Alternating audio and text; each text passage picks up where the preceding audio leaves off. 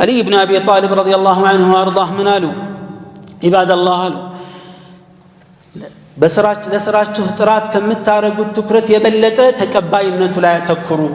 አላህ ይቀበለኛል ብላችሁ ትኩረት ካደረጋችሁ ስራችሁ ጥሩ ንጹህ ይሆናል አላህ እንዲህ ያለውን አልሰማችሁም አሉ انما يتقبل الله من المتقين الله እኮ የሚቀበለው እሱን ከሚፈሩ ሰዎች ነውና ይላል ሰሃባዎችም በተግባር አሳይተዋል እዚህም ማሳያ አብዱላህ ኢብኑ ዑመር ናቸው ረዲየላሁ ዐንሁ ወአርضاه አንድ ጊዜ ከልጃቸው ጋር ቁጭ ብለው አንድ ለማኝ አንድ የተሸገረ ሰው መጥቶ ጠየቃቸው አንድ ዲናር ሰጡት ከዛ በኋላ ልክ ሲሄድ ልጅየው ምን አላቸው አባቴ ሆይ አላህ ስራህን ይቀበል አላቸው ምን አሉ መሰላቸው አብዱላህ ኢብኑ ዑመር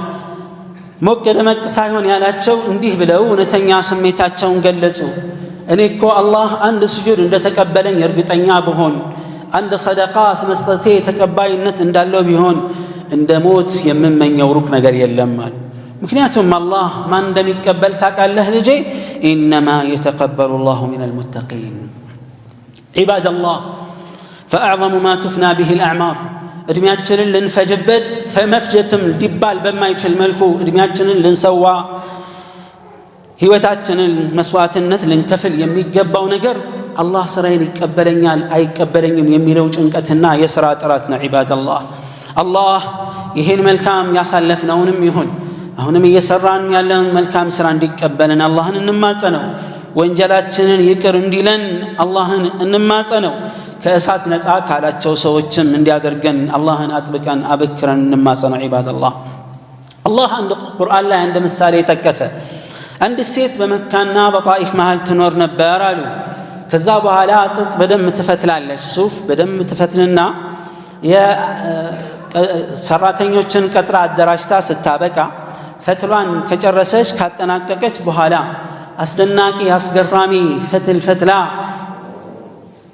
አስገራሚ ልብስ ከሰራች በኋላ ልክ ቀኑ ሲጋመስ ምን ታደርጋለች የፈተለችውን የጠለፈችውን የሰራችውን ልብስ እንዳለ ታፈራርሳለች ከዛ እንዳልነበር አድርጋ መልሳ ትፈጋለች አላህ እንደዚህ ያለ ولا تكونوا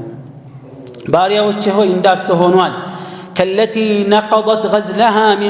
من بعد قوة أنكاثا كبزو لفاتنا تقات بهالا يفتلتشون يزقجتشون لبس اندابلاشتشوا عتهونوا إلى الله سبحانه وتعالى نعم عباد الله زيادتنا مسوات النتكفلن الله يستنن جزي ادمياتنا تننتاتنا وقتاتنا جزياتنا بيسبوتاتنا بزو مسوات النتكفلن خير سرتنا رمضان اللي الله كم